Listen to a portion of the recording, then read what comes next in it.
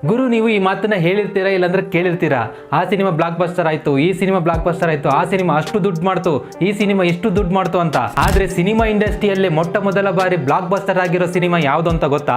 ಹಾಗಾದ್ರೆ ಬನ್ನಿ ಈ ವಿಡಿಯೋದಲ್ಲಿ ತಿಳ್ಕೊಂಡ್ ಬಂದ್ಬಿಡೋಣ. 1917ರಲ್ಲಿ ರಿಲೀಸ್ ಆದಂತ ಲಂಕಾ ದಹನ ಅನ್ನೋ ಸಿನಿಮಾ ಬ್ಲಾಕ್ ಬಸ್ಟರ್ ಹಿಟ್ ಕೊಟ್ಟ ಮೊಟ್ಟ ಮೊದಲ ಸಿನಿಮಾ ಆಗಿದೆ. ಈ ಸಿನಿಮಾಗೆ 20 ಪೈಸೆ 30 ಪೈಸೆ ಟಿಕೆಟ್ ಇರುವಂತ ಆ ಕಾಲದಲ್ಲಿ ಈ ಸಿನಿಮಾದಿಂದ ಬಂದಿರುವಂತ ದುಡ್ಡನ್ನೆಲ್ಲ ಮೂಟೆಯಲ್ಲಿ ಕಟ್ಕೊಂಡು ಪ್ರೊಡ್ಯೂಸರ್ ಮನೆ ಹತ್ರ ಹೋಗಿ ಇಡ್ತಿದ್ರಂತೆ. ಆದ್ರೆ ಈ ಸಿನಿಮಾ ಇಷ್ಟೊಂದು ಬ್ಲಾಕ್ ಬಸ್ಟರ್ ಆಗಿರೋದಕ್ಕೆ ಕಾರಣ ಏನು ಗೊತ್ತಾ?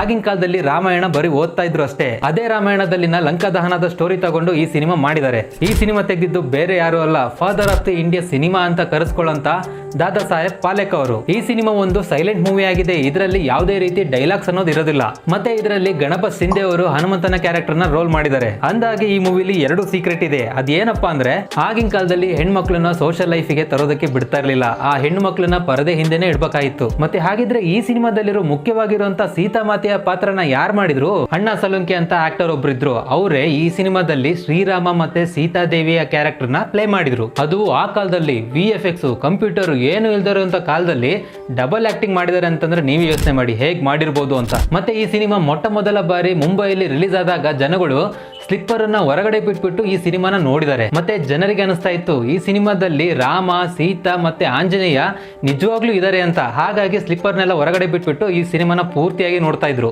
ಈ ಮಾಹಿತಿ ಇಷ್ಟ ಆದ್ರೆ ಒಂದೇ ಒಂದು ಲೈಕ್ ಕೊಡ್ಬಿಟ್ಟು ನಿಮ್ ಫ್ರೆಂಡ್ಸ್ಗಳಿಗೆಲ್ಲ ಶೇರ್ ಮಾಡಿ. ಇದೇ ರೀತಿ ಹೆಚ್ಚಿನ ವಿಡಿಯೋಗಳಿಗಾಗಿ MJ.com ನ ಫಾಲೋ ಮಾಡ್ಕೊಂಬಿಡಿ.